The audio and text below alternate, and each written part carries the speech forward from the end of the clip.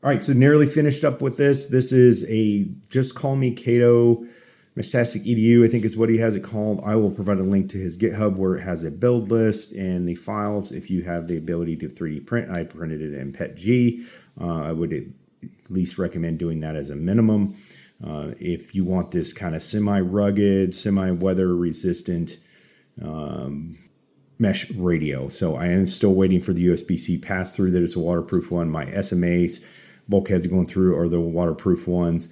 The switch really isn't waterproof, but the way this 3D printed thing knob goes on here, it helps keep like from water, like if it was raining, from intruding down into the top of this. Rotary style switch is what he also recommended, which he provided a link to DigiKey, which is where I got mine. It's overkill. You could go with something simple like this. I just couldn't find one this small that had like the little rubber cover, weatherproof, water resistant cover on the top of it. And there's a TPU gasket that you 3D print. It goes in here. You got some light pipes through here. You can either 3D print those or buy those. Also, they're provided. There's a link provided for DigiKey on his site there. So let's talk what it really costs to build something like that. And then I'll talk some of the upgrades I'm considering doing to it. I have a couple different ones that I've been playing around with. So we're going to talk that more. Welcome to EmComm Solutions. Jake here. So as I mentioned there in the beginning, we're going to go through the build list and the cost, and then I hope this helps clarify some kind of misconceptions I see on YouTube on the cost of putting these radios together, especially for individuals and small businesses. So we'll start off with the Rack Wireless WizBlock starter kit from Rockland's $34.97. The GPS module is $26.97. And the bulkhead connectors that I picked were the ones that Just Call Me Cato had listed on his build list, the most expensive ones I've ever purchased from DigiKey, but they are stainless and have really nice coaxial cable pigtails on them. So they were $15.68 a piece of $31.92. So you could definitely save money there by getting just the normal ones. A lot of people buy off Amazon, and if you want the water, the ones that got the gaskets on them, they're a few dollars more. But the rotary switch, which this case is kind of designed for specifically that style of switch, is also not cheap. It was $27.80. So there is some other options, like I showed that little toggle switch in there. I couldn't find one with the little silicone or rubber hat on it to help protect from water intrusion through the switch. So there is a cheaper option there. The light pipes, pretty cheap, $1.19 a piece, so $3.39. This USB-C pass-through coming from AliExpress. That's why it hasn't arrived yet. But it was about $9, like 89 or $8.89 or something like that, or 98 cents, but about $9. The the mesh whip from ZBM2 Industries is $31.99. Now these are high quality antennas that are cut specifically for the LoRa mesh frequencies. Good antennas, so you can save a little money if you want to go with some cheaper options there. The real kicker is this high performance GNSS active quad helix antenna, 8133. Now, the difference between these type antennas and others, this is similar to the type of antenna that Kenny from A2 Labs puts on the RM1, and I assume the RM2, is they basically are designed to work in any position. So these are sold a lot for like the drone industry and robotics and things like that. So if you don't need that capability, you could save some money there with a cheaper antenna. Now, the battery, he calls for a 1500 milliamp hour battery based on size.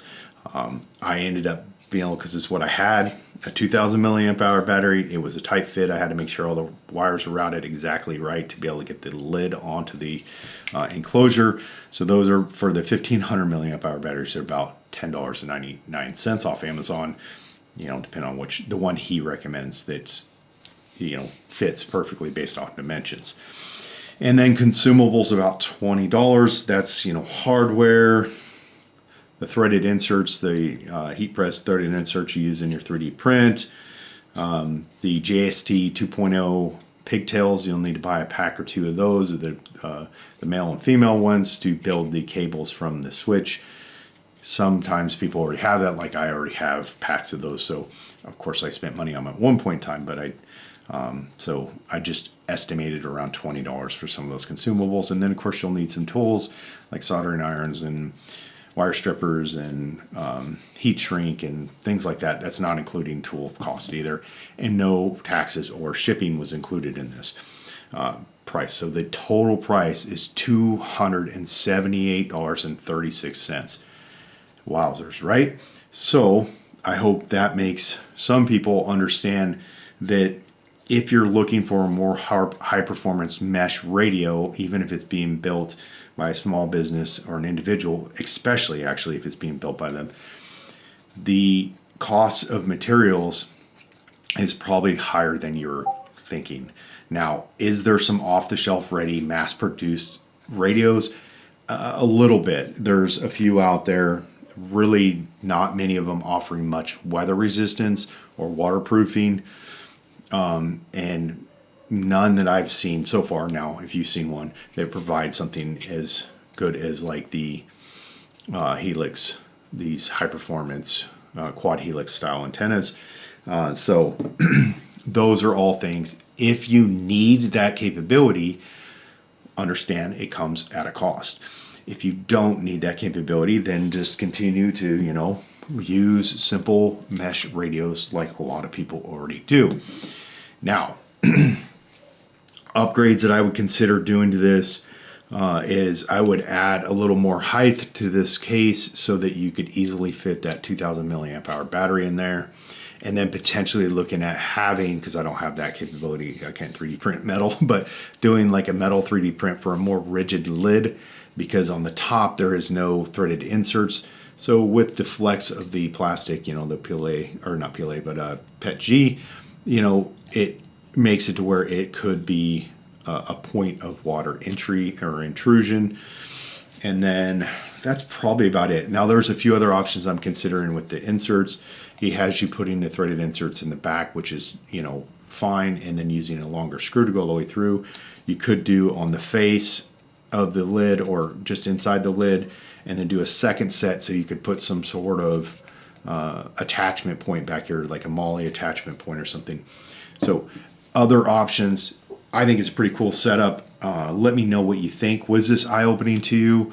What are your questions? I will obviously be providing that link for Just Call Me Kato. He has the whole build list, pictures, and everything over there on his GitHub, and the 3D print file. So all too easy. I will be doing more with these in the future. I have a couple little different builds options I'm going to be working on, and I'll be sharing that with you as interest arises. So if you want to support what we do here, hit that thumbs up, subscribe to the channel, check out my social media links, website, and of course some other links down below. Thanks for watching. Have a great day.